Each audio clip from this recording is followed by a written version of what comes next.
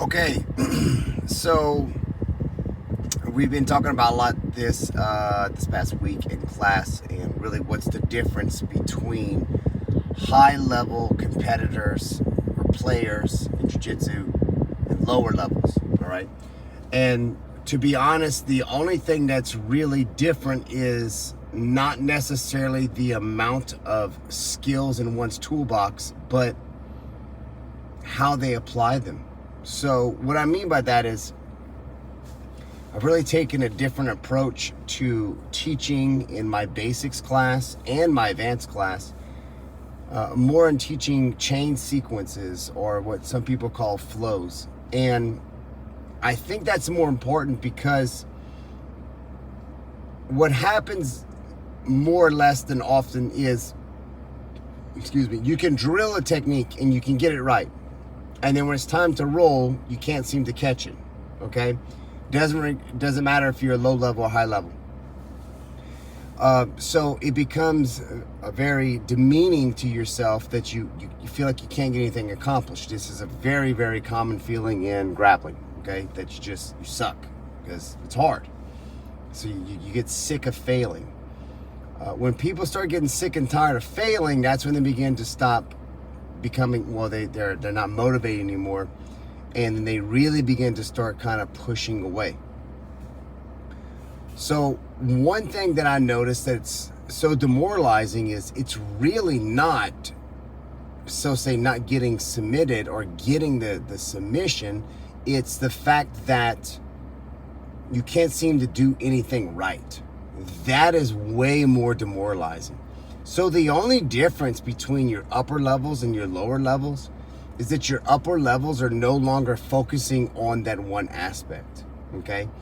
And so I'll give you an example. So today we did knee cut pass to side control, to a Kimura, to a failed Kimura, to a mount, to a Kimura. Why did we do that? Well, we did the same submission twice, so that it's a little bit easier to stick. But we need to understand that, once we make a pass or make a transition, that even though we say, get inside control and get in pressure and hold that position, you can't be overzealous and so worried about holding the position that you actually don't get anything accomplished. And most of the time, you end up getting probably passed or swept. Okay, and you go from dominant to bottom.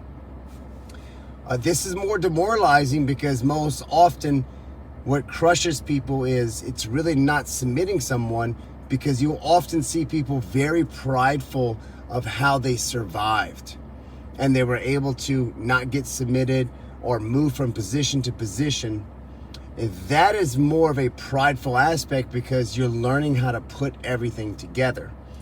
Once you learn how to put everything together, you can then submit someone because you now have a better understanding of how to control them. So if I understand that I get to side control, I apply a technique, 100% of the time the techniques will work, and 100% of the time they will all fail.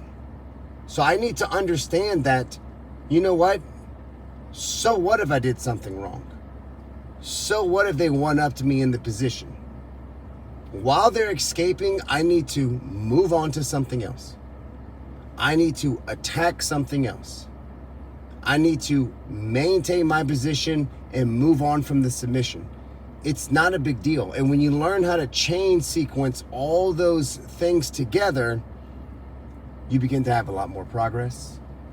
You tend to have more control of your match. Even if you're on the bottom, top to bottom, top to bottom, top to bottom, you still feel like you have a sense of control. That is more prideful, and that will give you more motivation than anything. And then the submissions come. That is the only difference between a high level and a low level guy, is I am simply just moving on from the position. I'm no longer focusing on, I gotta just kill him. I gotta kill him inside control. Look, you stop my submission and you're beginning to move well, so be it. I'm off to north-south. I'm off to the other side. I'm off to mount. If you moved up your shoulder a little bit, I'm off to the back. it just is what it is. And once I get there, I start attacking my position. I start attacking with my submissions. And if it doesn't work out and you're beginning to get out again, I'm just going to simply move on over to the next thing again. I'm not going to sit there and dwell on, oh, I got to keep the back. The back is the best position. I got to keep it. No, if I'm losing the back, I'm not going to sit there and worry about it. I'm just going to simply move on to the next position. All right, so learn how to chain them all together. Learn those flows. Work those flows. They're extremely important. I honestly think that this is something I regret and I should have done a long time ago. Keep doing that. You will progress a lot faster.